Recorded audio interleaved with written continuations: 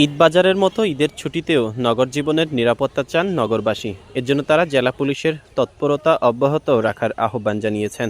পুলিশের দাবি, জনসাধারণের সহযোগিতা পেলে তারা এই সেবা আরও বেগবান করতে পারবেন। বিষয়টা মোটামুটি চেষ্টা করেছেন জেলা প্রশাসন, পুলিশ প্রশাসন, তাদের চেষ্টায় আমরা এখনও ভালো আছি। তা আমি আশা করব ঈদের সময় যখন মানুষ ঘর ছেড়ে বাড়ির বাইরে যাবে, তাদের বাসা বাড়িগুলি একটু যাতে পাহারা দেওয়া হয়, বিভিন্ন এলাকাতে ওয়ার্ডগুলিতে যাতে পুলিশ প্রশাসন, জেলা প্রশাসনের মাধ্যমে এগুলি একটু খেয়াল করা হয়। সময় আইনশৃঙ্খলা পরিস্থিতি যথেষ্ট অবনতি ঘটছে, কিন্তু বর্তমান অন্তর্বর্তী সরকার চেষ্টা চালিয়ে যাচ্ছে যে কীভাবে আইনশৃঙ্খলা পরিস্থিতিকে নিয়ন্ত্রণে আনা যায়। তো সাম্প্রতিক সময়ে আমরা যে পরিমাণ অবনতি হয়েছে, অবনতি কিছুটা উন্নতিও পরিলক্ষিত করছি আমরা। তো আমরা আশা করব যে এই উন্নতির ধারাটা অব্যাহত থাকবে এবং আমরা যারা নাগরিক আছি, নাগরিক হিসেবে আমরা আমাদের সচেতন থাকার চেষ্টা করব। সূত্রমতে রমজানের প্রথম দিকেও নগরীর আইনশৃঙ্খলা পরিস্থিতি স্থিতিশীল ছিল না। নগরবাসীর আশঙ্কা ছিল ঈদবাজারের নিরাপত্তা নিয়ে। তবে রমজানের মাঝামাঝি সময় থেকে পরিস্থিতি পাল্টাতে থাকে। মাঠে পুলিশের টহল বাড়ানো হয়। মলম পার্টি, চুরি, ছিনতাই ঠেকাতে মাঠে পুলিশের গোয়েন্দা সংস্থা কাজ শুরু করে।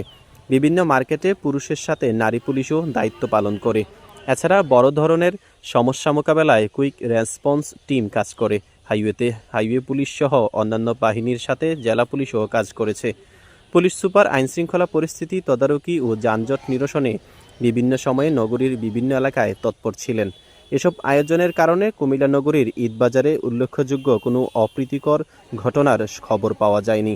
সেই ধারা যেন ঈদের ছুটিতেও অব্যাহত থাকে দাবি জানিয়েছেন নগরবাসী। একটা সুস্থ আইন শৃঙ্খলা পরিস্থিতির প্রত্যাশা করি, যাতে নগর জীবন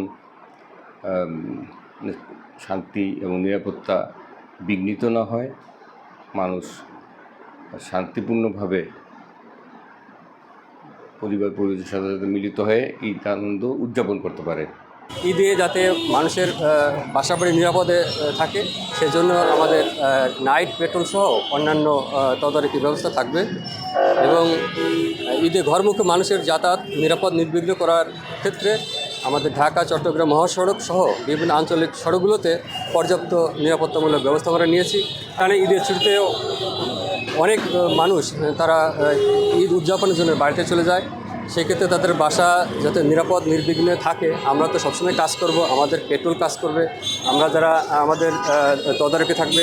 তারপরেও সকল মানুষের জন্য আমাদের তাদের নিরাপত্তার জন্য আমাদের সবসময় তাদের ভিতরে যে সচেতনতা তৈরি হয়, সেই জন্য আমরা বলেছি একাধিকবার বাসা বাড়িতে যাতে ঠিকমতো তালা দিয়ে রাখা এবং যাদের যেসব বাসায় সিসি ক্যামেরা আছে সেই সিসি ক্যামেরাগুলো যাতে সচল থাকে, গ্যাসের চুলা ঠিকমতো বন্ধ হয়েছে কিনা, এরকম বিভিন্ন নিরাপত্তামূলক নির্দেশনা আমরা সবসময় তাদেরকে দিয়ে থাকি।